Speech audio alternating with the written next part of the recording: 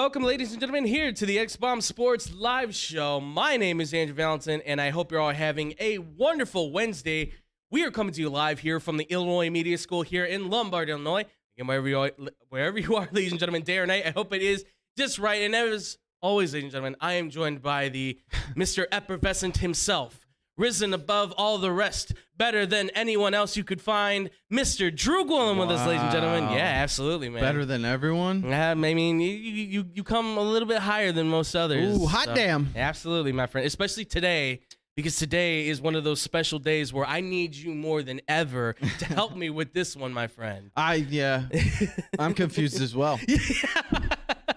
Not to give anything away, but obviously, if you don't know, the draft obviously happened. But Drew, it did. Are you ready to get to this, my friend? Yes. Let's just very much so. Let's do this then, ladies and gentlemen. So we are kicking this one off with 2022 NFL draft has come and gone. It is one of the most amazing days, especially for myself, more than anything I can say. I think for a lot of people, for sure, it's just a great day. There's something about drafting players that I enjoy. I enjoy it with fantasy football. I enjoy it with doing it on Madden when I can just draft like Tom Brady and everybody and all that stuff. But let's focus mainly with the Bears, shall we? Because they are the local hometown team, and they made some surprising moves. They made a lot of interesting trades kind of at the end. They acquired about 11 picks in total. As a whole, obviously, there is a very mixed review, as there usually is with the draft. Yeah, yes. No. Who would have thunk, right? Not me. Right, yeah. Exactly. But, Drew, we're going to kind of go through kind of what we've done with the draft as of late for the Bears. So are you ready to kind of kick into this one then? Yes, sir. Let's do this. All right, so the first one we're going to kick this off with is bearing down on the best. So this is basically the picks that we felt that were maybe the best picks, or maybe not even the best picks, but best fit picks potentially, the ones that we feel like might give them the best bang for buck, let's say, okay? So for you, Drew, I ask you the question, who do you feel were the best draft picks, or pick, if you will, if there is just only one, that you felt the Bears made this NFL draft? I think the first two picks were very solid. Okay. Whether I agree with them or not, okay, I still think they're going to be very solid players for this team. You have a corner that's going to start day one on the opposite. Well, you better start day one on the other side of Jalen Johnson. Yeah. And a safety who should also start day one. Mm-hmm. And so two rookies. Yes. Defensive backs starting day one. Absolutely. Which is a very positive thing. That's a good thing. Yeah. The goal in the draft is to find players who you can start and play all the time and end up being good players. Right. That's the goal. And I think they have two guys there that can do that and will be a nice young addition to the defense. Yeah. The other one I liked was the linebacker from Miami of Ohio. Mm-hmm. For the limited, believe he used to play receiver. Yes. I think I can't remember if it was him who played quarterback a little as well at one point for his team. I believe so. Yeah, there was a short period of time where they used him. Yeah. But overall played wide receiver more. Mm-hmm. So you have that athleticism coming at a linebacker position who he did well for the limited time he played that role. Right.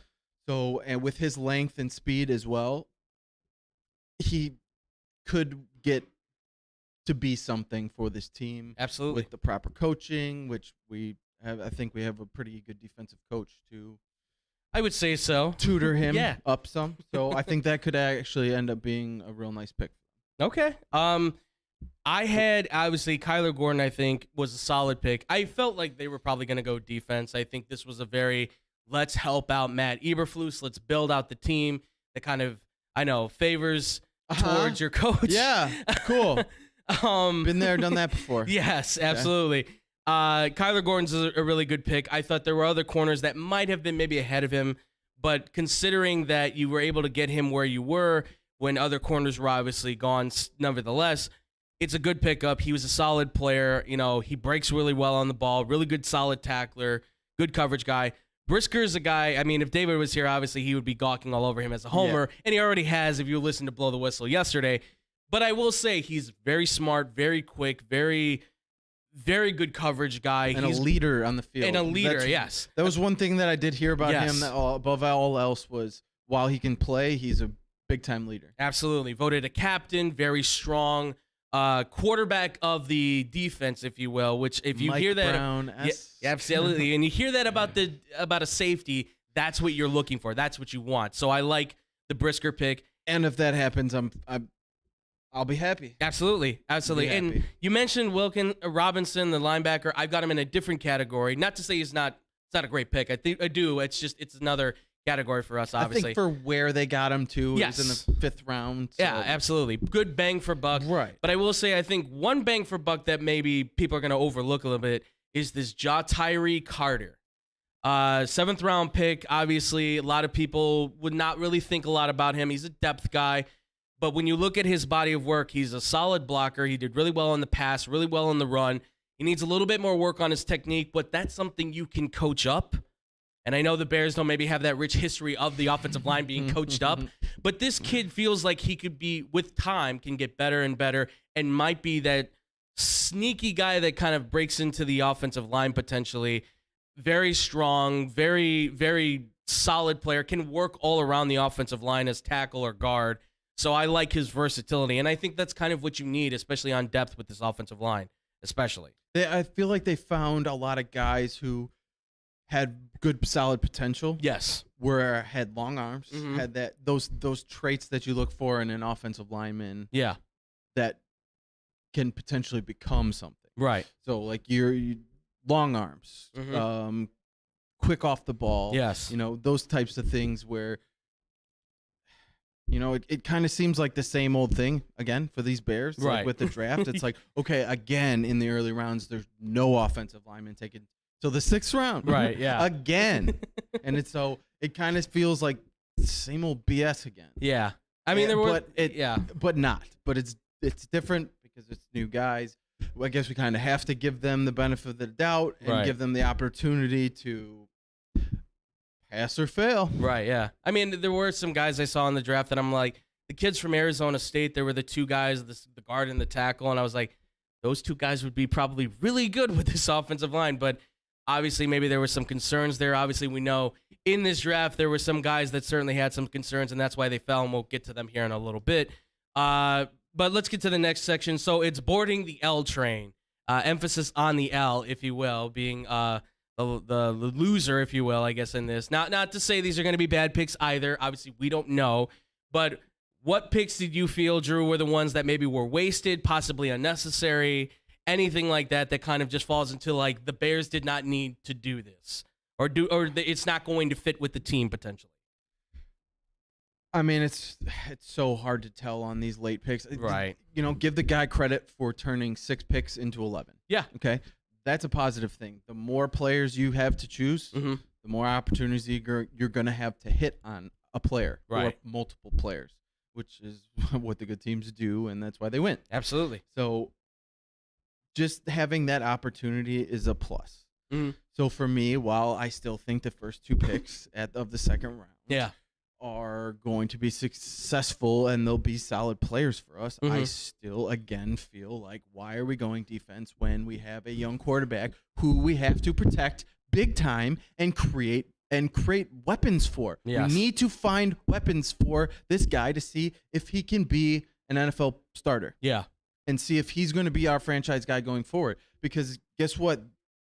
They were picked by the old regime, not this one. They have no ties to him. They don't necessarily have to go with him.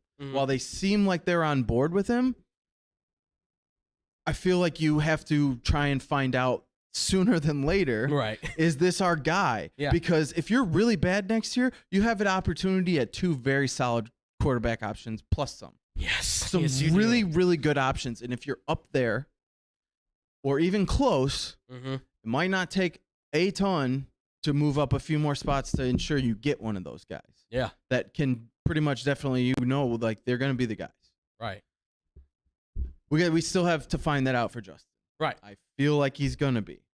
But the fact that they did not get him weapons on the offensive side or protection in those first 2 picks is not what I was looking for. Not what I was hoping for.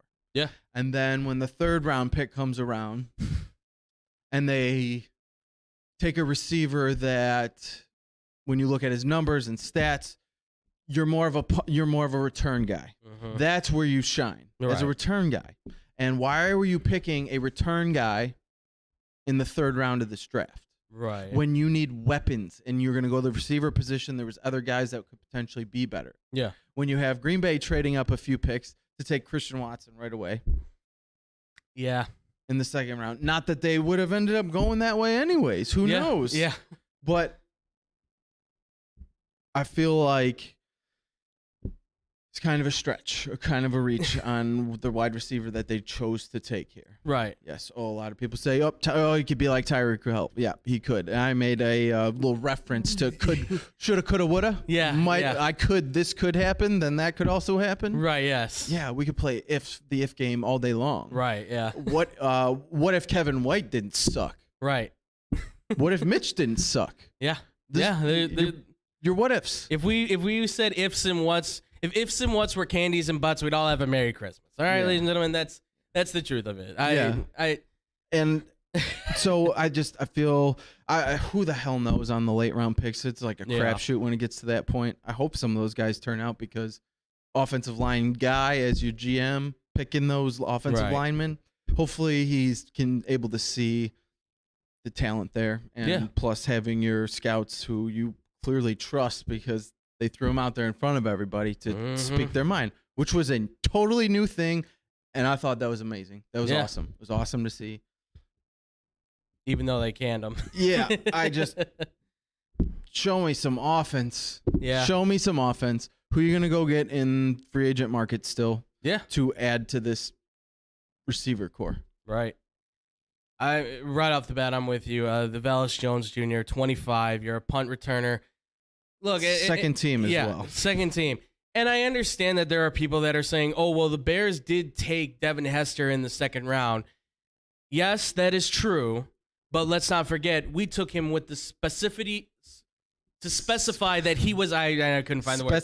Specificity. Yeah, exactly. Yeah, that one. We took him with the idea of him simply being a returner. Maybe he would turn out to be a decent corner. He clearly couldn't cover anybody to save his life. So we said, let's just stick him on punt and kick returns. And he was a difference maker from the get-go. It was also a completely different time. Special teams still made sense then. Now the game has changed so significantly that kickers are putting the ball through the end zone anyway. So what do you return in half the time as it is?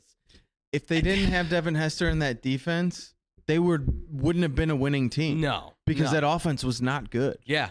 They tried to pair him with Peanut Tillman, and then they're like, we've got to go get Nathan Vasher because this is not working. And that was like a 1-year wonder. Yeah, exactly. So that was and that was just like a good compliment 1-2 push. You didn't get much out of him. Maybe this guy can be something. Throw some bubble screens at him. It's possible. I just keep maybe it's because it's from Tennessee. I don't know. Yesterday I compared him to Cordero Patterson. There is something there on the long ball where if you throw it far enough, he can make big plays. However, anytime you try to get this guy to run a simple route, he really stumbles a lot. He doesn't have good balance.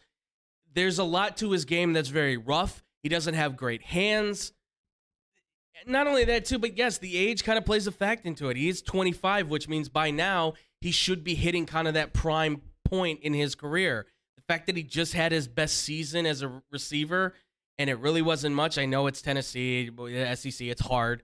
But still, the fact that as a third-round pick, unfortunately, I would have wanted to see them take George Pickens, who I know may have attitude problems, but nevertheless is a proven wide receiver that... Pretty sure he got taken off the board ahead of them anyways. No, he was actually still on the board. I thought the Steelers went after the Bears, if I'm not mistaken. I thought he went before the Bears picked because I was mad because there was nobody left. I will check really quickly for everybody. Because the Steelers took him ahead of the Bears, I thought. I will check really quickly here. Because I was like, there goes all the wide receivers I wanted. All right. Well, I'll just keep going. But I'll try and find it on one of the back ends here. I'm trying to do too much. The other one was Tristan Ebner, the Baylor kid. Yeah, I get that you lost Tariq Cohen. I didn't feel like you needed another running back. Again, it's another special teams guy. Yeah, he might be able to work out of the backfield, but I feel like you don't have enough as it is with David Montgomery and Khalil Herbert? You can't just find somebody to kind of pick up the slack a little bit in the backfield? Are you really that I mean, I get it. You might be concerned about the injuries, but as it stands right now, I feel like you didn't really need him. Again, like you said, though, wide receiver was a concern. There were wide receivers still at that point in the 6th round you could have taken with that pick that you could have easily said, well, at least we're trying to give some sort of depth to this team by that point. And the other guy I'm a little bit iffy on, I'm not sure about, is Doug Kramer, the center from Illinois.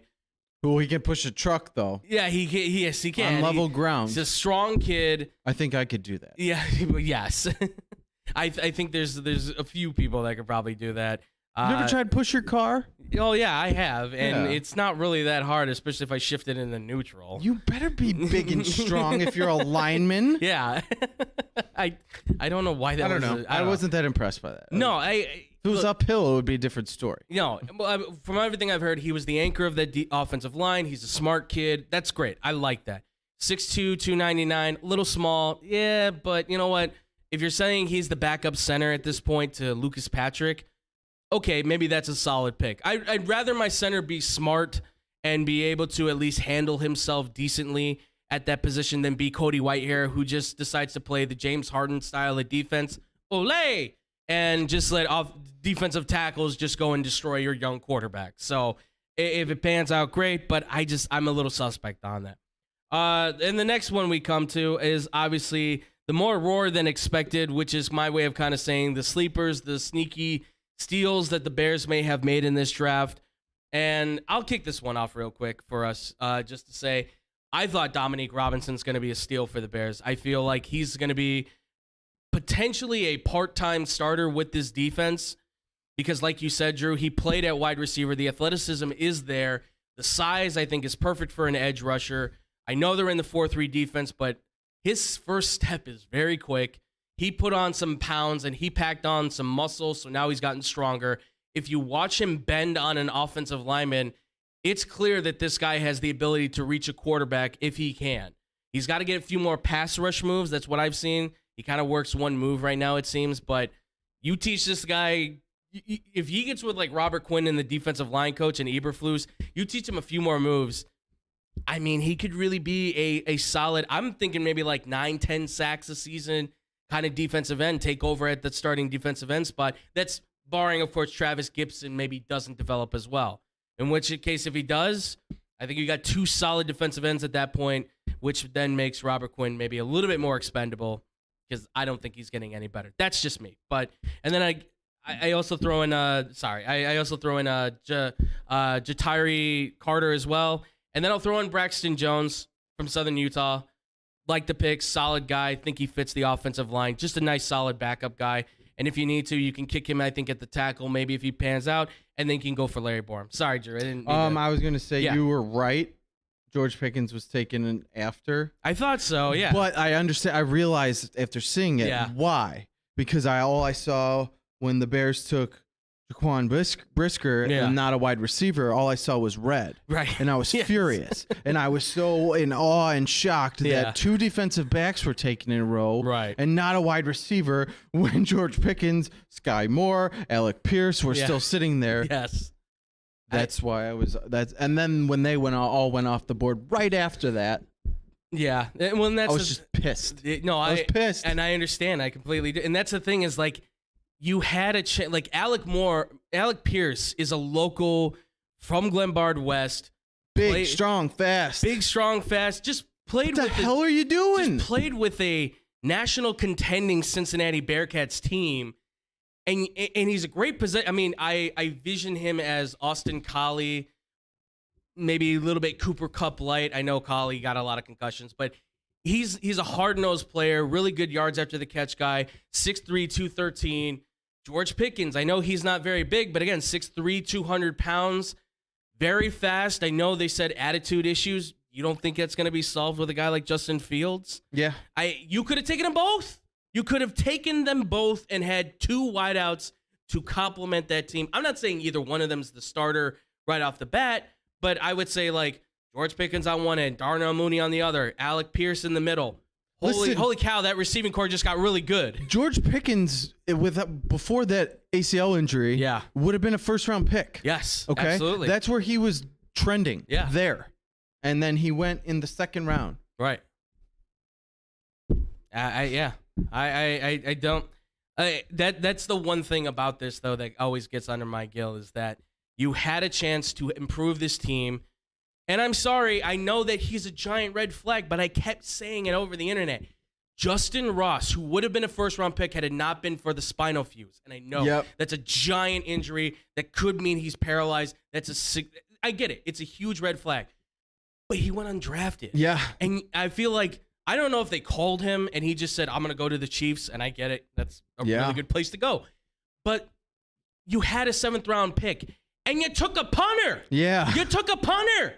Well, because there would have been a lot of teams after that punter. Oh, yeah, I'm sure, yeah. He better be the Bears punter for the next 15 freaking years. I swear to God, if you cut him and you bring in some other schmuck, oh my God. I don't even consider myself in the fandom anymore, and I'll go to town with them. That's so Chicago Bears. Absolutely. That is so Chicago Bears to draft a punter and then we'll probably not make the team. Sorry, there's no reason. Unless your kicker is terrible, like Cleveland obviously looks at it and says, we got to get the kid from LSU, Cade York.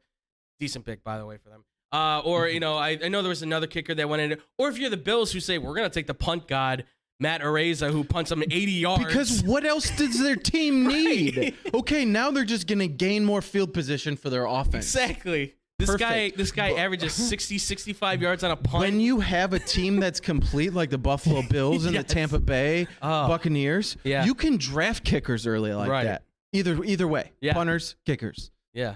But guess what, Chicago Bears? You shouldn't even be using a 7th-round pick on a punter or a kicker. No. Because you do not have a good team. No. You had all these 6th-round picks. And listen, in 7th-round picks, and you had a chance to draft Bo Melton, who went to the Seahawks. You had a chance to take the other kid, Austin, from Notre Dame. Not the Memphis kid. The other kid, Austin, from Notre Dame, who's a decent wide receiver. Not great, but he's decent, and he's close to home. Or Justin Ross. You could have at least filled out the roster with maybe some of these smaller guys, which clearly there has been a success if you look at Darnell Mooney. So maybe one of those guys pans out. Maybe at least he's a slot receiver. My thinking with Justin Ross is you might get first-round talent out of a 7th-round draft pick. Yeah. At 6'4", 205, who runs a 4.6 40-yard dash, has a 39.5-inch vertical. How could you not take a chance on the guy? I don't understand what they were doing, and that's where it falls apart. But for me, like I said, for the surprise picks, at least you got Dominique Robinson. You got some solid defensive backs. And I will say, yes, the defensive backs were obviously terrible last year. Yeah. They were having a lot of problems. Why Vildor's still on the team, too? I don't understand that either. But the only thing this draft proved was that, even though they refused to say it, this is 100% full rebuild. Yes. That's the only thing they proved here, because not getting help for offense, not trying to do that is like, all right, well, we're going to be a few years. Right. We still have one more draft before we can even consider like winning games. Right, yeah. And maybe having a good enough team. Absolutely. Well, Drew, were there any more surprises for this draft? I don't know. Okay, all right. Well, it's just final grade. What the hell? I know. Final grade and analysis for this team. What do you grade this team on A to F? If you want, you can even give them an I for an incomplete. I put that in there as well. And what do you feel like the impact of this draft class is going to have on the team? I don't do grades on trying to give a grade because it's like from first round to last round, it's a crapshoot. I saw a tweet that said there's more undrafted free agents that are in the Hall of Fame than first, second, third round picks. Right. 4th round pick. So who the heck? Nobody you knows. Never know with a guy. Okay. How often does a first round quarterback pan out? Mitch Trubisky. What's his nuts from Oakland all those years ago? Oh, your LSU, Jamarcus Russell. Yeah, baby. Can't miss. God, can't miss. I'm glad I became a fan kind of like after that moment. Yeah. So, I didn't realize how bad he was going to be, folks. Yeah. So like I said, this is clearly a... Would you say it was an average draft? I mean, at its best. I know that's not giving a grade, but if you could give it like a something. It was a draft. Okay, it was a draft. I would have been happier if they would have gone after a guy like David Ojabo. That would have been nice. You're proving to us by taking 2 defensive players, right. 2 defensive backs at that, back to back, that next year isn't going to mean anything other than we're going to try and get a better draft pick because we're going to suck. Yeah, it felt like the development. Right, so why not get a guy that's going to be a top 15, top 10 pick, a guy who we were saying would be a steal at the end of the first round. Yeah. And he went pick 45? Yeah. So to me, I would have been happy with that. I would have been fine with that. Yeah. At one of those first picks and then getting a wide receiver. Yeah. I think it was a draft. They had a draft. I love the fact that he turned 6 picks into 11. Mm-hmm. More chances to hit. You need that. Again, not thrilled with the way it went. Right. If a majority of these guys pan out, even if they hit on 50% of them, I'll be thrilled. I'll be happy. Yeah. But again, it's a wait and see thing every time, no matter where you picked at any point in the draft. Yeah. There's very few guys that just are going to be successable. Right. Yeah.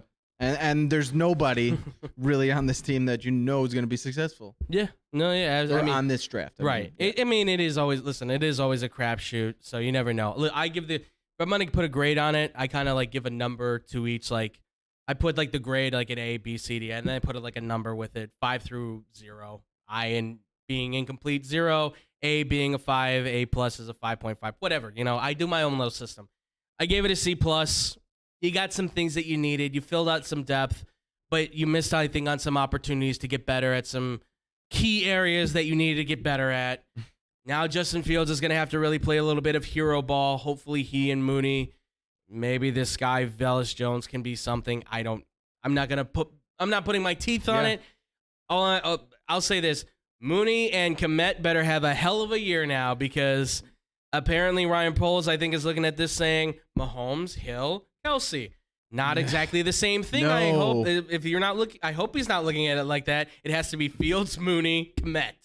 3 totally different players. It's a show me something year for Kmet. Yeah, and like you said too, make or break. They need to see what they can do with Justin Fields because I said this before myself.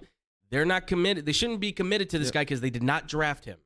So if they don't like what they see, they could easily say, hey, if we finish in the top 5, we'll just go get a new quarterback. They could easily do that. Like the Bulls, the first year of AK. Yes. This is an evaluation year coming up. They have guys from the old regime all over the place. Absolutely. None of the other than these 11 picks here, none of them are their draft picks. They're not tied to anybody. They haven't signed any of those players. Right. Not tied to any of them. Yeah. They're going to see what they have out of these guys that are there. Yeah. And then move on from the ones. Trade deadline comes. Maybe Robert Quinn is shipped out somewhere for something if he's still having a really good year and they can accumulate a pick for the draft. Yeah. Or who knows? Another player that can potentially help them and be there for them in the future when they're ready to hopefully compete. Right.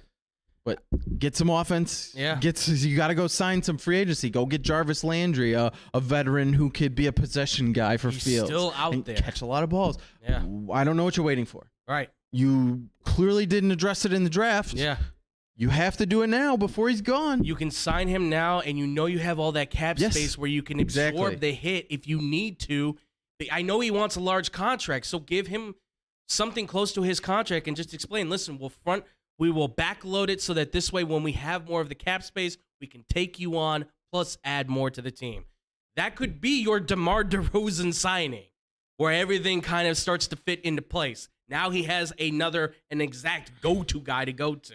And maybe then next year you can go get your Patrick Williams or something. I don't know. And who do you think's gonna? Do you think he's gonna have a problem working with Justin Fields? Not one bit. He's gonna be able to tell Fields what to do. Yes, I think he will relish that opportunity to help the young quarterback out and be like, listen, this is how it's gonna go. This is how things go on our end as receivers, and things you need to be ready for, things you need to be looking for. In the NFL. Hey, hell, he might be actually happier to play with Justin Fields considering he played with young Ryan Tannehill at the very start in Miami, and a Baker Mayfield. Baker Mayfield that didn't turn out to be too good. Real quickly before we get out of here, our boy B-Mac had something to say for Velus Jones. He said he was also awful as a wide receiver, though that was more because they tried to make him a one. That's true. They tried to make him the number one wide receiver, which I don't understand. I don't get that. If it was by veteran leadership, it's like 24 years old. That's why you're going to make him I don't get that. Then he also says the exact sort of scenario scares me with Velus Jones. Right now, I don't see a number one wide receiver on this roster. They do not have one. They got a mix of guys. They do not have one. They got a mix of guys. Even if they went out and get Jarvis Landry, they still don't have a number one. Yeah. He's not a number one. Do we still have Adams on the practice squad by any chance? He's not a number one. No, I know he's not a number one. I'm just saying to give you more depth and maybe somebody who, I don't know, in the preseason he looked pretty good. Guess who could have been a number one? Yeah, yes. George Pickens. Alec Pierce. I just feel like that would be the smart move because if it is Fields you go forward with, you want a wide receiver that he goes forward with to grow with as well. Exactly. Make that connection. Yeah. Oh, God. Well, Bears fans, it's going to be a long one. But, ladies and gentlemen, we've got so much more on the draft we've got to talk about because we have the draft in itself that we have to talk about it. Coming up next here on the X-Bomb Sports Live Show.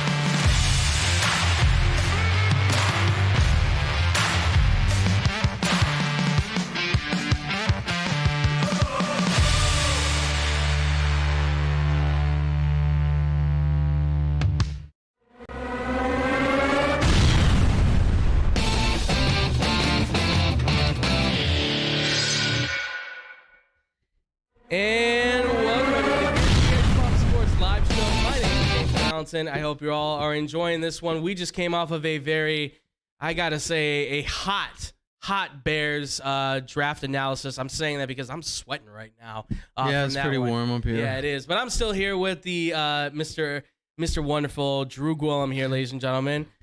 Drew, we just talked about the Bears. Now we get into the rest of the draft. And as we have for the pre-draft, we're doing it for the post-draft. You ready to hit this, my friend? Let's do it. Let's do this, ladies and gentlemen. So, as we always do, of course, the draft, we just did it. It was the home run hitters, the swing and a mess, and, of course, going for the steal. So, we're doing it here once again for you, ladies and gentlemen.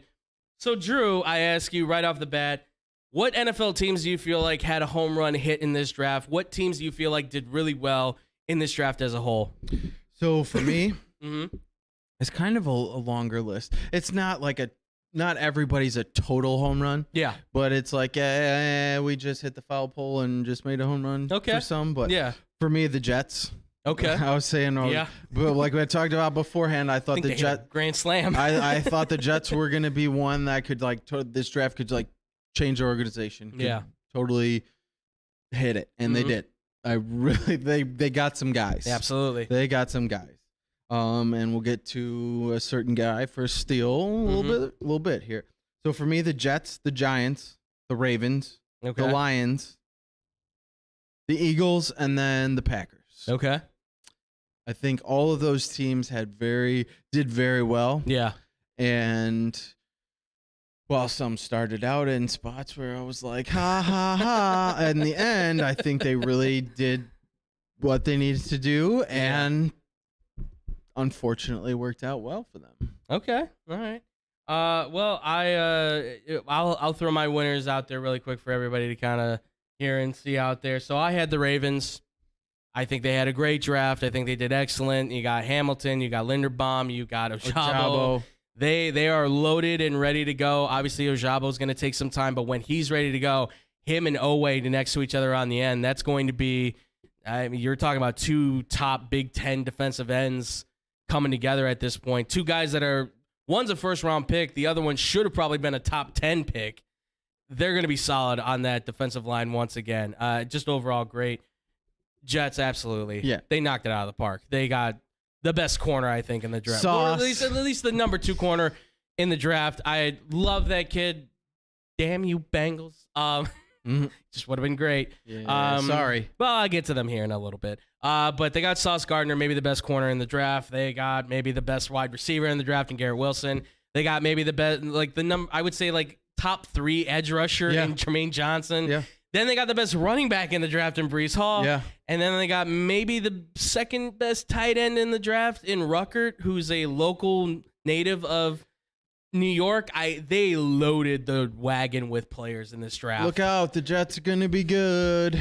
Well, they should be. Listen, it's on. Zach Wilson's got his team now, so it's on him and Robert Saleh to figure this out. But I got them as winners. Stupid Ohio State wide receiver as well, who's really good. Yeah, he's a talent. I don't refer to them by name, just stupid Ohio State wide receivers, unless they come to the Bears, of course. Like I can speak Justin Fields' name because he's a Bear now. He's no longer that. Right. Well, stupid Ohio State. You might be able to say that soon because there is a Bear that's now being projected in the 23 draft, potentially to Chicago, who's coming from Ohio State, who may be better than these two. Well, that would be fantastic. That would be great as well. Or Mr. Keyshawn Booty from LSU would be great too. I also had the Chiefs. Karlaftis, McDuffie, great for their defense. You rebuild right off the bat. Then you get Sky Moore as your receiver. That's a solid pick. It's a guy who could be just like him for him. Yeah, I feel like they've reloaded essentially. You just emptied the clip and reloaded it at this point. Incredible by the Chiefs. Got to give them credit. I thought the Eagles did well. I was wrong on that. I thought they were really going to botch this thing, but when they made the trade, for the Eagles to trade up, thinking they're going to get Jameson Williams, I think. Oh, absolutely. And then they get denied by the Lions, a pick or 2 ahead of them, denied by them. Okay, and then they go out and they get AJ Brown. Yeah, and then everything else they continue to do with their team. Nakobe Dean late. Right. Injury concern. But for what they were able to add and then get A.J. Brown, who's a stud, they still got themselves a number 1 wide receiver who A.J. Brown in this draft would still be a first rounder. Absolutely. If he was there. That was one of their first round draft picks, essentially. Yeah. Pairing him up with Devonta Smith and, Jalen Hurts, no more excuses at this point. Nope. Do or die at this. Although they look pretty favored because they got the answer to maybe losing Fletcher Cox potentially and Jordan Davis, who I know a lot of there was a lot of discussion. Did they really need him and stuff like that? But I thought he was still a solid pick. He's maybe one of the best defensive tackles in this draft. He's a wall of a human being. How can you go wrong with this?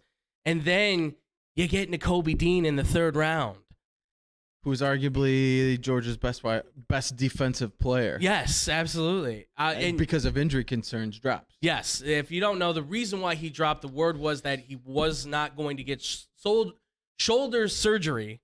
He denied getting surgery on his shoulder. I thought it was his pec. Or they said his shoulder, but I guess it was it's probably it's all that's connected. Yeah, all that's connected. I don't know if it's there or not. I don't have enough muscle on me, so Drew might know, but no, I'm just kidding. But no, you got a solid linebacker. A few credits shy of my medical degree. That's why I'm here. Right? Yeah. Can be a doctor. Yeah. They might as well talk about sports. They said cut out the heart, and so he just went with a saw and I put play it right operation. There you go. Yeah. See, everyone's a doctor in that one. Absolutely. I am the doctor of love, by the way. All right. But no, Nakobe Dean, great Dr. pick. Drew. Yeah, exactly. There you go. Look out. And then I will say the Texans, I thought, did a good job on this one, too. Yeah, they did. I don't know if they improved enough to actually have a winning record. Yeah. But I will say that between them and the Jaguars, there should be a fight for last place. Let's put it that way. Don't count the Bears out of that, okay? No, I meant in terms of their division. Oh, okay. Yes, in terms of the... Oh, I thought you meant the whole league. Okay. We're now just talking... In terms of the whole league, they should at least be, I would assume, top 10 maybe in the draft next year. I'm not giving them too much credit, but listen, they got some solid picks. They got a guy now that they can throw the ball to again.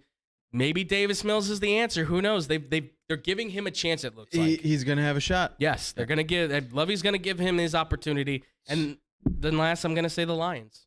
Yes. I thought them moving up to get Jameson Williams was huge. Absolutely. Huge. People said it was a reach, but I thought it was great. Not to mention the fact that they traded up, 20 spots? Yeah. 20 spots. Yeah.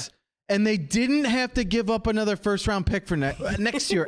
No first-round picks they gave up. That was incredible. What the hell? In the division with the Vikings. Vikings. Hell? I'll get to that. Swing and a miss. I will get to that dog crap. Okay? What the? All right. I don't even want to start there. But no. Yeah. That was great. Get a stud pass rusher. Go Blue. Aiden Hutchinson at pick 2. He's gonna be the captain of that defense. Give it time. Give it time. You know it. It was too good to be true. He said, in the end, I always knew it was gonna be Detroit. And how many people do you know that are like, I want to be a Lion? This dude wanted to be. Guy. Yeah, he's like, I want to be home. I want to make this team good, and he's gonna be really good. Yeah. I've heard anything from, at this highest point, T.J. Watt, which we know is a J.J. Watt Hall of Famer. At his lowest point is T.J. Watt. Yeah. Borderline Hall of Famer at this point. And he's trending in that direction. Yeah, absolutely. They sack leaders. Absolutely. They got a solid, and I mean, now they've got a great receiving core. I don't know if Jared Goff is the guy, but if he's not the guy, let's say he's not. If he's not the guy. But you know what they're doing is they have this bridge quarterback in Jared Goff who's very serviceable and can do some nice things when he has weapons, which guess what? He's got some freaking weapons. Yeah, absolutely. They have a very, very, very nice offense they're putting together right now with some scary options. Guess what? I said it before the draft started, and I'm going to say it now again. The Lions will be better than the Bears this year. The Lions are going to have a better record than the Bears. Guess what? The Lions have a better offense than the Bears. You know what? I don't disagree with that. Williams, Hawkinson, the Swift. running back. Plus they have a very solid offensive line. They have guys that are very solid there. So you know what that adds to? That adds to yards, that good run blocking, good pass blocking. You see what happens when Goff has time to throw too. My goodness. He puts up 50-something points against the Chiefs and when he was in for the Rams. Is Dan Campbell going to be the new Sean McVay? Are the Lions going to make the playoffs? I don't know about that far, but you get a clear starter pass rusher on the first. Then you get a clear starter wide receiver who is a difference maker and arguably the best wide receiver in this draft. Just because of injury. Guess what? Dude says he's going to be ready by camp. Right. Yeah, absolutely. So those are the home run hitters for you, ladies and gents. I wanted to just touch on the Giants a little. Okay. Because of the fact that they were able to get Thibodeau at 5, and then the offensive tackle they got. Evan Neal, yes. Who at one point were talked about as number one picks overall at one point, but like top 3 overall prospects in the entire draft. So for them to get both of them at picks 5 and 7. I thought that was great. They still added some weapons on offense. Yeah. For Daniel Jones. Yeah. They added a bunch of offensive line help. Yeah. And guess what? That is one thing they needed big time. Absolutely. Offensive line help to block for Saquon, who's hopefully gets healthy this season. And really, really, really, they declined the 5th-year option on Daniel Jones. So guess what? This is your last year to prove if you are the guy or not. Make or break time. Otherwise, you're out. Yep. I would have put the Giants in there. Listen, Kayvon Thibodeau is not a bad pick. It's just I get major Clowney vibes off of him. It's nothing to do with what he's been saying. It's nothing to do. It's just really that when I look at his game, I look at Clowney and I see a lot of that. He was hyped in high school. He was hyped going into college. He certainly has the ability to be a great edge rusher, as Clowney did as well. But Clowney, obviously, the injuries became a problem, and then he also, I think, had a problem with his work ethic as well. If this kid works, he's going to be a hell of a pass rusher. Yeah. And the NFC East just got a whole lot harder. And if I think Evan Neal is going to be great for them. Him and Andrew Thomas are the staples you want at those tackle positions. Yep. Maybe Daniel Jones can get it done now. We will see. They didn't trade Tony, which is impressive. Yeah. I thought they would do. Yes. If you're interested, I know there's a team in Chicago that would be more than likely to take him off your hands. Yeah, for not much. No, like a 3rd-round pick maybe or something like that. Unlike some teams who trade 1st-round picks for receivers there when they probably should have maybe traded 2 third-rounders or something. Well, let's get to that, shall we? Let's get to the swings and a mess. Yes, please. Let's do this. So Drew, who are the guys who you feel like just drafted the bus, who made the worst moves, all that stuff? Who do you feel in this draft was a swing and a mess? Give me your list. The Minnesota Vikings. Okay, good. Astounding what they were able to do in this draft. Crap down their leg big time. Yep. How do you trade up in their draft with a division foe? Yeah. In the Lions, and let them get Jameson Williams, a huge weapon. Yeah. A huge weapon that they could have had. Right. How do you do that? One. Right. Then second round comes around. You trade up again, or you trade back. Yeah. Again with another team in your division, such as the Green Bay Packers, and allow them to get Christian Watson, a huge weapon, a weapon that Aaron Rodgers desperately needed, a weapon that everybody was laughing because they didn't take in the first round because they took 2 defensive players, and we're all laughing our asses off. Ha, Green Bay screwed it up again. Rodgers is pissed. Rodgers is going to be furious. Guess what? Thanks, Vikings. Yeah. What the hell? What were you thinking? It felt like a move just to like screw over the Bears at that point. Yeah. Do you think the GMs talked and they were like, "Hey, maybe. You want to screw the Bears?" Right. Yeah. Hey, we're gonna screw the Bears here. Right. Like, what do you think? Chicago's got such a big city. You know what? Forget these guys. Let's do it. Let's do it. What do you think? Let's screw them. But I just thought those moves, and again, to not get a first round pick back from the Lions in next year's draft.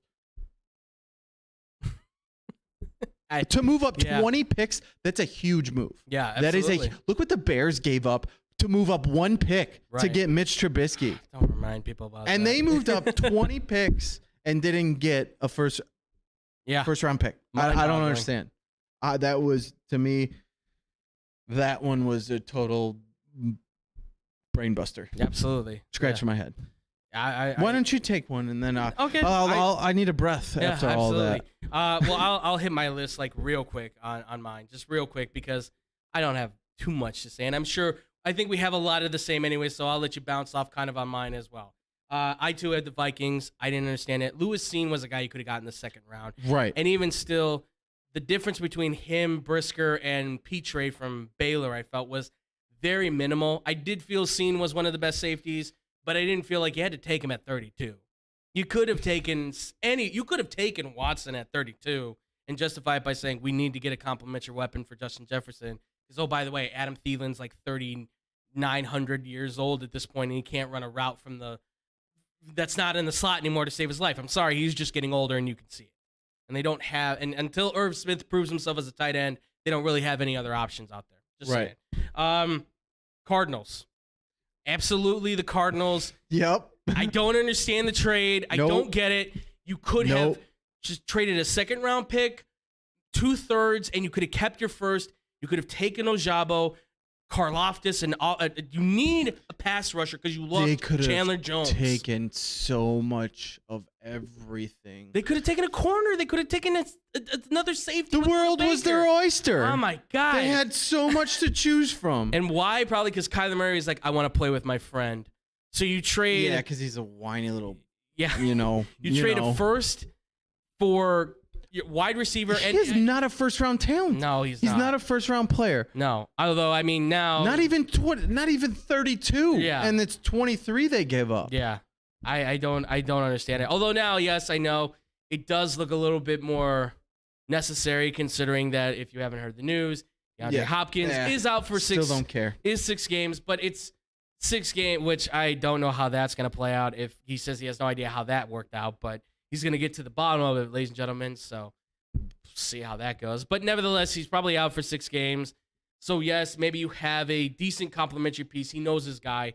It may work out, but still. Not for a first-round draft pick.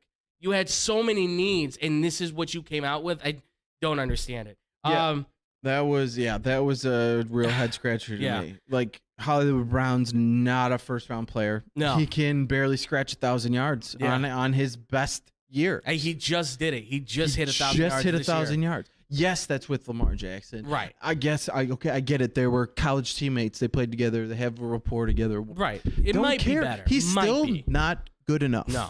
Not for number 23 overall in the draft. Especially in that division. That division just got a little bit better at corner, ladies and gentlemen. I'm just saying. Look at what those Seahawks did. Packers for me, I gave them a losing one just because I kind of explained it to you kind of off camera, but the idea that the Packers had 2 first-round picks, you didn't make an attempt to move up in the draft to get one of the better wide receivers. Christian Watson's a good wide receiver, but Aaron doesn't really like playing with low-level wide receivers unless they are 100% ready, as we saw with Devontae Adams. He's like LeBron in that sense. I want veteran wideouts that are prepared and stuff. Well, either way, whether they take one in the first round or they take one in they're all going to be rookies, and you got to deal with that. Exactly. Either but I think way. he wanted somebody who was certainly above where Watson went. They wanted one of those top guys to be on that roster. From what the word was, he wanted a guy like Olave or Williams, somebody that you could certainly say throw he him wanted in there. Traylon Burks, from what I saw. That was the guy he wanted. Traylon Burks was one guy. He wanted to get Burks, and he wanted to see if they could get 2 wide receivers. Maybe they would go reach on one. Of course he did. Obviously, Burks went to Tennessee, because of which I feel like they went. I don't really have them on my loss, but I feel like they kind of just went linear. They didn't really get better. I can argue the opposite. You think they got better? I mean, it's hard to say because of who knows what the draft pick's going to turn out to be. But the fact that they got a guy that's very similar, younger. True. No, they don't have to pay. That's right off that the was bat. the biggest thing. So they're saving that money they can use on somewhere else. Right. Okay. Got a very similar guy who could do a lot of the same things, who's big and strong and fast, just like AJ Brown. Yep. Who knows if he's gonna be that good? Right. But he's all accounts. You watch him play, he looks like he's gonna be that good. Oh yeah. And so on that aspect, they gained picks. They gained a pick. Right. We're able to draft another player who they could potentially hit on, who they wouldn't have been able to have. Yeah. So for me, it's like, yes, they kind of stayed the same, but they also did some. I can argue that they did better, getting a similar player, not having to pay him, and gaining an extra pick. Yeah. The other ones I had too. But I mean, listen, they made good picks no matter what. Quay Walker's good. I just felt like 2nd-round pick. Devontae Wyatt, I think, is a good solid pick in the 1st round. Again, it's just like, did you really need it? That was the biggest thing. Obviously, Watson, that's great. We'll just see how Watson and Watkins and Cobb and all those guys. Let's see how Aaron does this year, shall we, folks? They got another wide receiver. Did they? As well. They did get another wide receiver. Okay. I'm pretty sure. I don't remember what school he was out of. Okay. But he was fairly big from what I saw. And fairly plus size. I feel like at this point he's probably throwing it up and saying, "Somebody catch the ball, please." The other ones I had, I thought the Cowboys. I didn't feel like they did well. I feel like they Jerry, man. Listen, Tyler Smith's a good player, but I also made the joke. I'm like, I feel like he called the phone and he wanted to say Tyrod Smith, but it came out Tyler Smith, and this is the guy they draft. So it's a decent pick, but overall, the Sam Williams guy, I've heard nothing but like the guy doesn't really work hard. He's a little bit of an issue. He's gotten into fights and stuff. It just felt like a Cowboys draft. They drafted the guys that were probably going to be like, there's some things behind them. They might be good players. I feel like, though, the Cowboys are the Cowboys. They'll shoot themselves in the foot. Like you said, it's crazy, Jerry. You never know what he's going to pull out. I also had the Dolphins. I've explained my position on that. Just felt like they wasted a 1st-round pick they really could have used to help upgrade the team. The Patriots. That's one that I had as well. Patriots. With lots of question marks. Yep. We joked yesterday on this show, Blow the Whistle, that we were saying probably Cole Strange is going to be that 20-year pro, 16-time All-Pro. I know you Pro Bowler. You feel filthy dirty, right? Saying that Bill Belichick and his draft was a swing and a miss. Yeah, I feel filthy saying it because that's exactly what would happen. Yeah, right. It's Cole Strange will be a forever starter for them. As long as he wants to stay there and play, he'll start. Yeah, absolutely. I mean, it's a Belichick pick. Yeah. It felt like a Belichick draft. They reached on a lot of guys. I don't understand the Bailey Zappi thing. Yeah. You've got a quarterback. I get it. Maybe as a backup, sure. But I feel like he's like Case Keenum at this point. It's like, yeah, he threw for a lot of yards, but maybe a decent career. But I don't know. It felt like a weird draft for them. And then finally for me, the Browns. Their only pick I felt like was a good one was a David Bell. I looked at all the other guys. They're just average players. They're filling out depth. I know their biggest concern right now is who's quarterbacking the team. But yeah, as a whole, the David Bell pick was great. Everybody else was just kind of like, I don't think they really improved. But then again, their roster is also pretty stacked, so it's like, how much are you really improving? So I get that. But I just felt that they lost their rep. But Drew, anybody else for you? No, it was Vikings, Patriots, and Cardinals mostly for me. Like, okay. Yeah. All right. Let's get to that steal of the draft going for the steal, ladies and gentlemen. So Drew, do you want me to start this off, or do you want to start it off? Because I had some steals myself. I had a handful of them. I can go through them pretty quick if you want, or if you want to just drop them. Yeah. Okay. I'll go real quick. Ravens, big time for me. Yeah. Getting Kyle Hamilton at number 14. He was projected as the number 1 overall player in this entire draft. Yeah. And they were able to get him at 14. Yeah. That's huge. Absolutely. To a guy who's going to plug and play and be a leader, a captain of the defense for many, many, many moons. Yes. Okay. And then to come around, like we were saying, David Ojabo, being able to get him at pick number 45, who we thought would be a steal at the end of the first round. Yeah. Beginning of the second round. They got him at 45. To me, those are two pieces that are going to be on that defense for a very long time and be a big deal. The Jets, killing it all the way around. Yeah. Trading back up into the first round, getting Jermaine Johnson, who was projected to be in the top 10 of this draft as a pass rusher. And they got him at number 26. Yeah. To get a third first-round pick going. Props to the Jets. I think, on paper, from what it looks like, they killed it. Joe Douglas, man, that's the GM for the Jets. Last year, I thought he did a really good job. This year, like you said, he knocked it out of the ballpark. And who was calling that one? That's right. I thought they were going to screw it up. I really thought they were going to screw it up.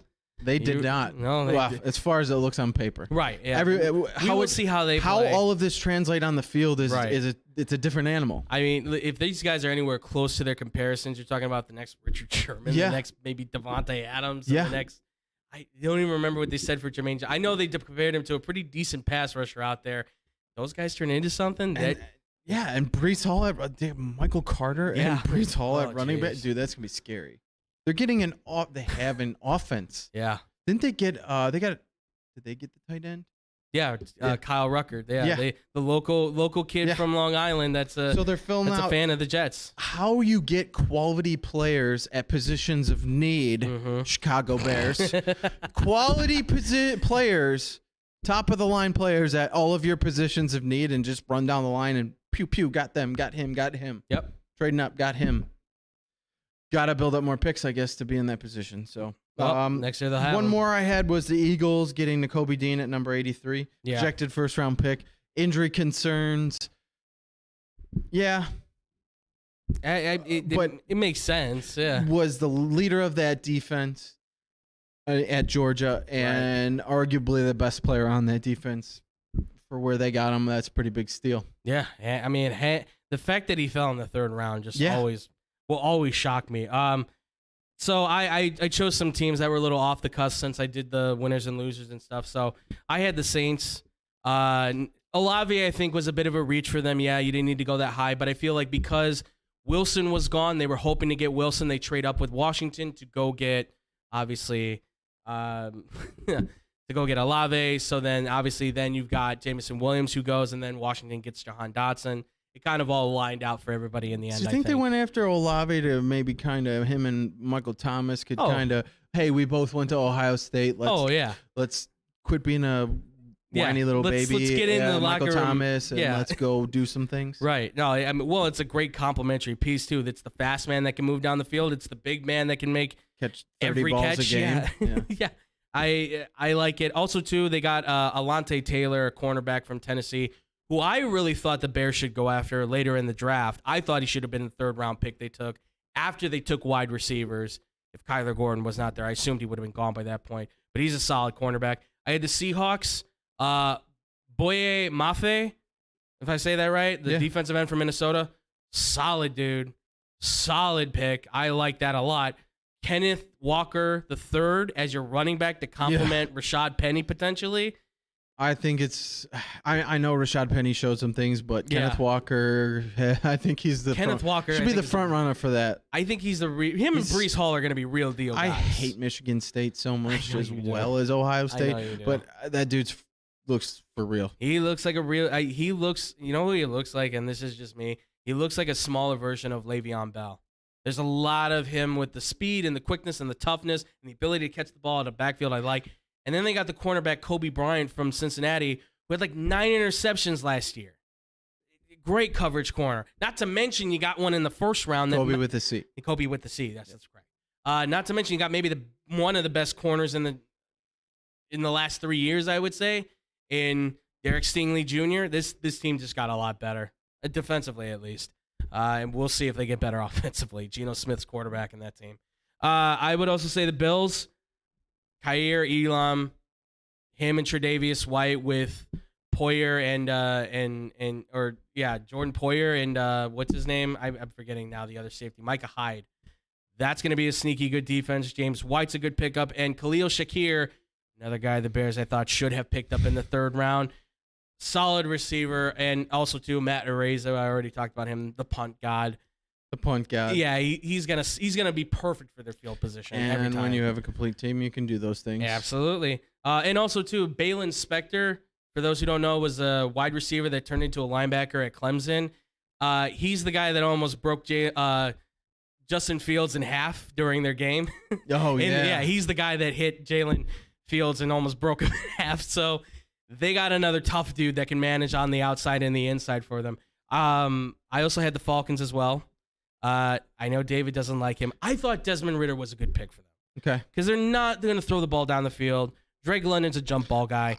Kyle Pitts is a jump ball guy as a tight end. You're not looking to throw the ball deep down the field. They have some very big options to Absolutely. throw the football to now. And Absolutely. then, again, once the Calvin Ridley stays off the gambling sites and gets back on the field, those are 3 really nice options for him. Yeah, and then they got a good pass rusher, too, and Arnold Ebeke. Yeah, and Jarrett got paid. Yes, he did. Oh, yeah, he did. And good for him, too. Most underrated defensive tackle in the league right now. I'd like to see them work on that defense some. Yeah, this year absolutely. Too, as well. They've got some guys in there who I think they're going to start shuffling in. They need to shore up their defensive backs and their linebackers a little bit more, but give them time. I think they're going to get there. They're not too far off from getting back to like a 500 team. Arthur Smith is going to have to pick up this offense a lot. I also had as well. I had the Broncos. I thought the Broncos did well. Nick Bonito, I think, is going to be a huge steal in this draft. The linebacker. Dulcich from UCLA, the tight end, I thought was a good pick. They need a tight end now that Noah Fant's gone, so I think he's going to be a decent guy. And Mathis, their corner. They need another DB back there. Their defense, I feel like, got an upgrade, especially with Bonito. That's a great compliment with Nick Chubb. Or Bradley Chubb, excuse me. Chubb, yeah. I always forget that. Nick Chubb's a running back. Right. And there might be the same size, though. Right, yeah. Well, they certainly play same. Yeah. They're tough dudes. And then, you can call me biased on this, whatever, but I thought the Bengals did well. They did. I thought I thought Daxton Hill was a steal for them. That's a great safety pick or corner pick, however you want to play him. Yeah. Please play him at corner.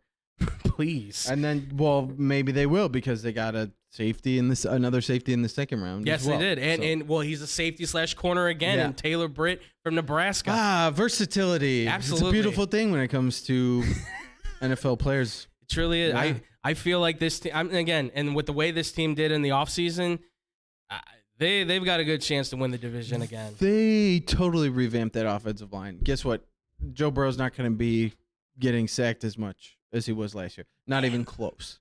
Not even close. And they are adding to their defense.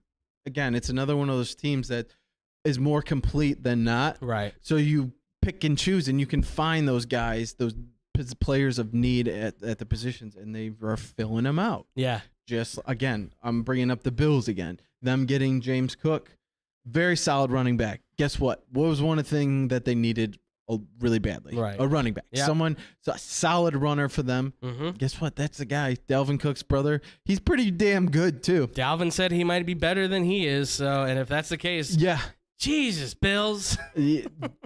Yeah.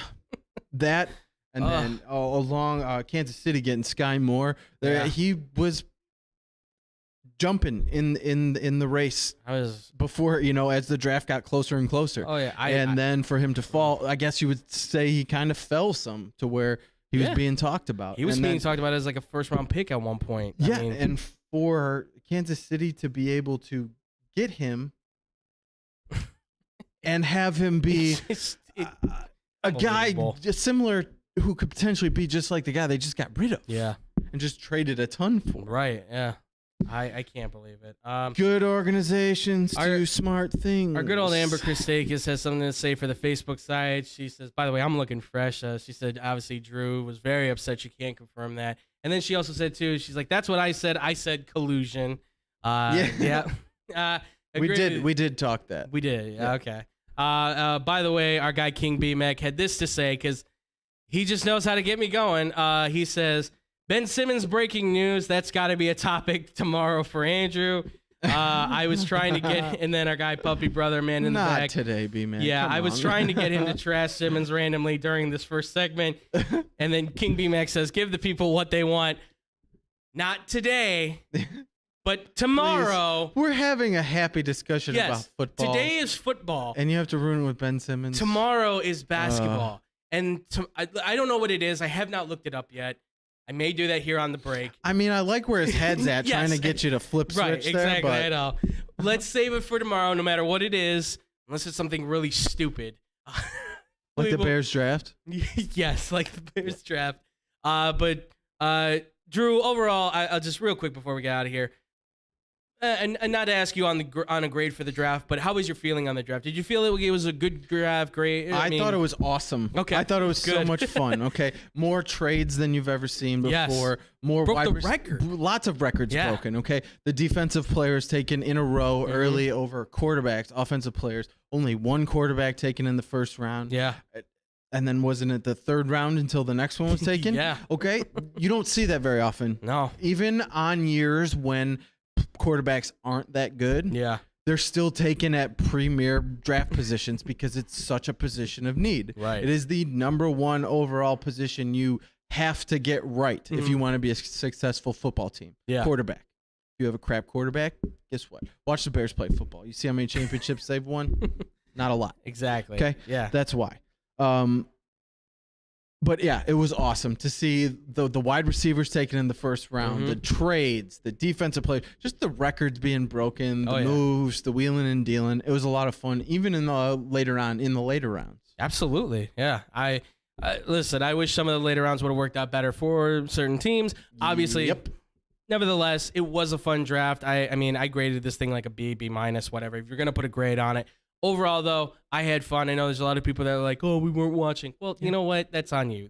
This was for those of us that love football, that love the draft, that love to see these moments. 9 trades in the first round. I mean, broke the record for most trades in a draft. Everybody was looking for talent wherever they could, and I thought it was just beautiful. I thought it was for a draft that was dubbed to be the weakest draft overall in a very long time. There was a lot of teams that were just scratching and clawing to get certain guys. So I think it was a little more fruitful than they led us to believe. Absolutely. By the way, one of my boys, Bobby, he brought up this on my phone. He just texted me for the steal. He has Devin Lloyd going to Jacksonville as a steal. I completely forgot about that because Devin Lloyd going to the Jacksonville Jaguars, I thought also was a steal. I don't know what Trayvon Walker is going to be for Jacksonville. Let me just say that. Could be a good player. I think there's a lot more to be worked on, but I think he is a solid defensive lineman all the same. I don't know. I definitely think Hutchinson was better, but I think for them, they're kind of like, well, I think it might have even been a thing like, listen, he fits with the Lions. They want him there.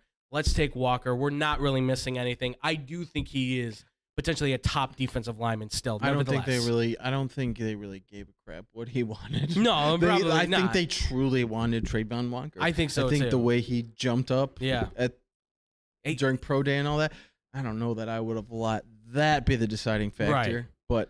Well, I will say this. I mean, the guy, first off, he trimmed off 12 pounds or whatever it was after the draft to get to 272. He got faster. He got stronger. He got quicker. He showed that he understands how defenses work from defensive line apparently to the safeties.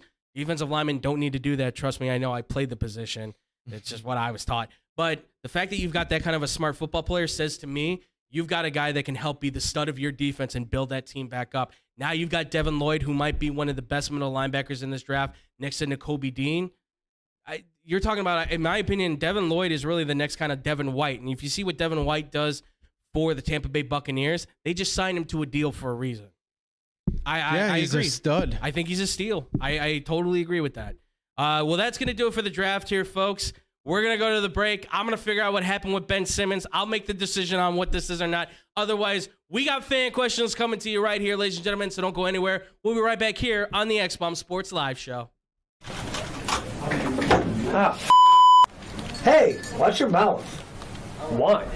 I'll just put a quarter in the swear jar. Once it's filled, we get a Coors party after work. I've been drinking Coors since my college days. The cold draft taste is second to none. Yeah, worth a recorder, am I right? You know it, mother. Hey, you get those reports done? Yeah. No. You, sir.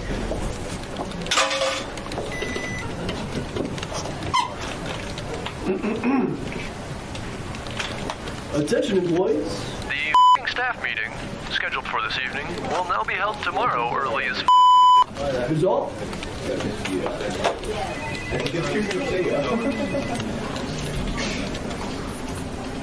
Dudes, we're only 75 cents short. Oh, shh. Boss. Hey, sir, go yourself. You're fired!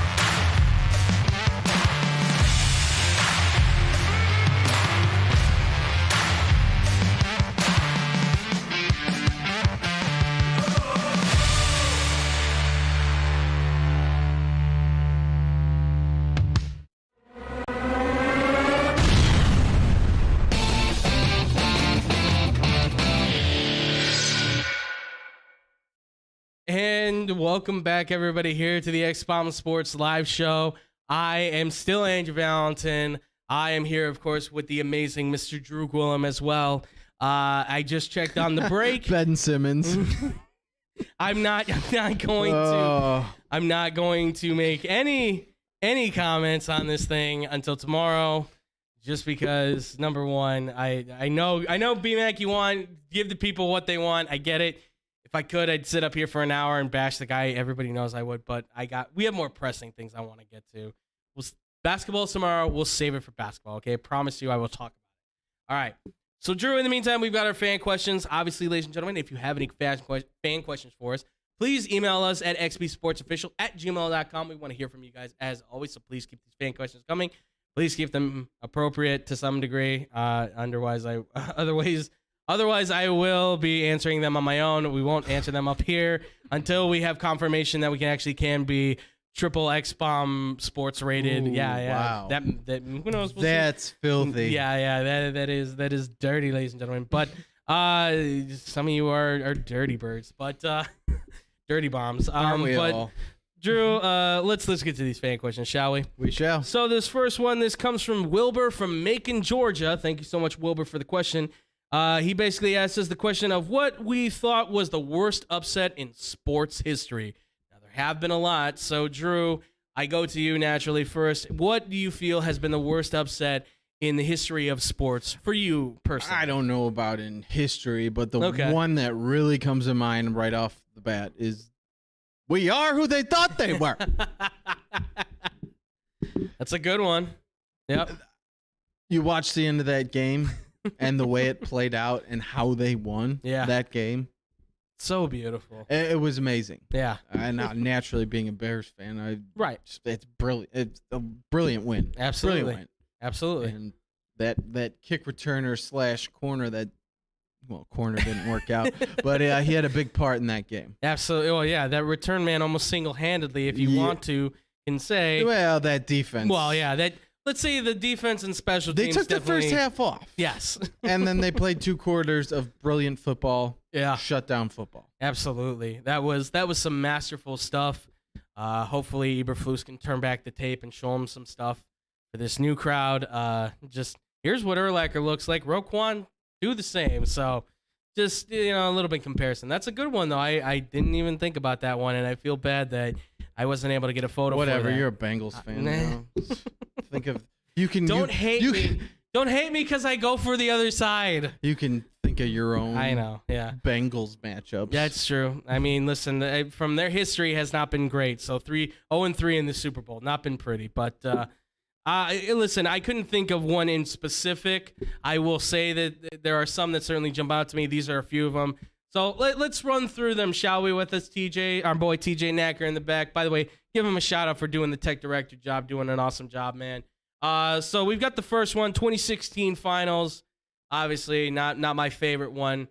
You've got the Cleveland Cavaliers beating the Golden State Warriors. Great series, nevertheless. But obviously, that was a huge upset. Down 3-1. They come back and are able to win it in Game 7. Fantastic series. My wheels have been spinning because I'm ready for another one. Oh, are you? Do you have another one then, Drew? Yeah. Okay. Yeah. 108 years. Took 108 years to get there. One of my Cubbies down 3-1. Never happened before. First time. Absolutely. Yeah. It took 108 years to do it. Well, more than that, but for the Cubs. That was a great. I will say, as a guy who is a White Sox fan, nevertheless, I was rooting for the Cubs. I wanted to see him do it. They did a fantastic job coming back against the Indians. You can imagine how sad I was when they were down 3-1. Oh, thinking that I had Tom with me. It's okay. Thinking that it's done and over with, and then they win. It's like, okay. Yeah. And then they win again, and it's tied, and it's like, no way. Absolutely. Never been done. Can they do it? Yeah. And then, Game 7. Oh, yeah. Oh, my God. Game 7. Game 7 was ridiculous. Game 7 was one to remember. That's going to be history. I just took it all back in. I got the chills. Oh, man. You got that energy back? Woo! Yeah. I'm going to watch that again. Hey, I get it. I mean, I hope they can bring that. Tomorrow we're talking baseball. Bring it back. So I would, as you would, I'm going to watch 2005, make myself feel good, so then when we come in tomorrow, and we don't have to talk about the stuff we have to talk about. Yeah. So for other moments as well, listen, put it up there, TJ. The 2017 Super Bowl. How could we ever forget? Yes. That's the infamous moment. That says it all right there, folks. Mr. Man himself, Tom Brady, bringing it back 28-3. I pretty much, I think everybody thought it was done. The golden. Yep. Yeah. Yes, He's sir. golden. Absolutely. It is shining and it's spitting out those footballs, ladies and gents. You ever seen Ted 2? Oh yeah, absolutely. True. It's probably that bright too. Absolutely. Yeah. For those who are a little bit more historical, if you want, if you're a fan of golf, maybe you remember this infamous moment. This would be Mr. Greg Norman at the Masters. I believe it was the 95 Masters, if I'm not mistaken. I might be wrong in that. David left, unfortunately. He's our golf guy. A 10-shot lead in the Masters and completely blew it against Nick Faldo in the play, and had to go to almost a playoff at one point, and then just lost it on a few more putts. So just another infamous loss. Put it up there, TJ. Let's do it. Yeah. I hate you. Yeah. I hate you. I knew he was going to be mad at me. I knew it. Burn in hell. I know. It was. You suck. Don't put that in front of my face. I'm sorry. You're an asshole. I know. Yeah, you're an asshole. I know. God. I'm terrible. TJ, why'd you let this happen to me? What? Why'd you allow? Yeah. Okay. Yeah, you're an asshole too. Both of you. I'm sorry. God. Yes, the infamous Michigan State upset. Who needs friends? Yeah. Who needs friends? Don't say that. Nah. Well, I guess push the second one then, if that's the case. Shots fired. Yeah, push the second one. Okay. Yeah. Oh my God. Appalachian State. You did this on purpose. You're a douchebag. You are a complete douchebag. I may not make it through the show. Yep. If tell my mother and my father I love them. All right. Wow. Well, if it's gonna happen, Wow. I mean, we have a douchebag alert. I promise you, I feel bad for doing this. I really No, you do. don't. What a dick. Oh my God. Okay. All right. I'm gonna remember this for a very long time. I know you will. I know. I'm gonna get so much payback. Payback's Oh, a bitch. I'm gonna get it now. Jesus. Payback's a bitch. All right. Let's go to let's go to the next one. Okay. Just save this for the end, apparently. Yes, the 2011 World Series. Obviously, Cardinals coming back against the Rangers. A very, very big World Series on this one. Kind of stay with the baseball theme as well. Obviously, you brought up the Cubs. Coming back down 3-1. We have obviously down from 3-0 was the Boston Red Sox. And what a huge momentous moment in 2004 to come back against the Yankees. There's that celebratory moment at the very end. I remember that as a kid. Not exactly impacting me because, again, I wasn't in sports at that point. But now, years later, I can fully appreciate the value of that moment, knowing that obviously how this rival is between Yankees and Red Sox. You look like you're going to kill me at this point. I'm thinking about it. I know you are. And then last but not least. I see red, but we're not talking about the Bulls. Yeah. Help. It's the 93 playoff for the Bills. If you guys don't know, Tennessee Titans were up like 35 or something to 3 or something like that themselves. And Frank Wright institutes the greatest comeback maybe in playoff history for the Buffalo Bills. Just a tremendous, tremendous moment for them. Certainly, I know there's a lot more other upset moments that we could give, but those are just a handful Frank of them. Wycheck throwback on the kickoff. Yep. Oh, amazing. Oh, yeah, I still remember that. That is like a it great was yesterday. one. Mm-hmm. So obviously we didn't get every moment. If you guys have any moments yourself, please let us know. Obviously, email us xbsportsofficial@gmail.com. We want to hear from you guys on that as well. And then all the LSU moments that that crap down their leg. North Carolina would be great. You know what? I was send Mobamba video. I will say Villanova beating UNC. That's a great moment as well. The last shot. State. You went there. Sorry. It's considered a great upset moment in history. What do you want from me? It's a ranked Michigan team losing to Appalachian State. Have some heart, damn it. Have some heart. Drew's going to murder me, folks. Was the last question. This is coming from Richard from Manuka here in Illinois. Richard asked us the question. He said, I've been watching the playoffs. I watched the Grizzlies, and I've watched Minnesota. This is before, by the way, the series had ended. He said, but I'm watching Anthony Edwards and John Morant, and basically I wanted to know from you guys, who would you take to start for your franchise, John Morant or Anthony Davis? So, Drew, for you, of those two, who would you potentially take to kind of start your franchise off with? They're both really good players. Yeah. They're both really good young players. Mm-hmm. I think for me, I'm going John Morant. Okay. I'm going the point guard who can go and score you 47 in a playoff game and get the win against arguably the best team in the playoffs. Absolutely. Anthony Edwards did those kinds of things. I think he scored 36 in a game, but guess where they're at? They're at home on their couch. Right. Yes. We want winners. Mm-hmm. And while I think Edwards is still a winner, I think John Morant is just a little above. Yeah. The things he can do, I think he's got great vision. He plays above the rim. Mm-hmm. Needs to work on some things, but who doesn't? Absolutely. So I'm taking that guy who can go out and take over a game by himself, and John Morant can do that. Yeah. I will say personally myself, I would also take John Morant. And I agree with everything you said too for John Morant. I mean, the point guard is obviously quintessential. You need that leader on the court. Yeah. Whatever he compares as, we've heard John Wall, Derrick Rose, all that stuff. I certainly think he can be better than those guys. I do think he needs to pack on a little bit more weight, and maybe get a better jump shot so he's not driving to the basket all the time. But for what we're seeing from this kid, he is absolutely explosive. He's tremendous. I wish he would do a dunk contest already. I know. Hopefully he will soon. But I will say, in defense of Anthony Edwards, the fact that he does compare, I think, to being, I know Donovan Mitchell still has that ability to be the next Dwayne Wade.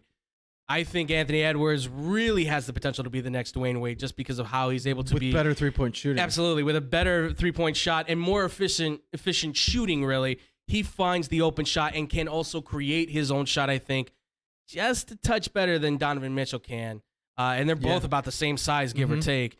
He's a little bit more solid, and I think there's an argument to be made that's considering better shooter, better three-point shooter, and the fact that he's also a little bit more solid, I can see why people would maybe take Anthony Edwards over Ja Morant.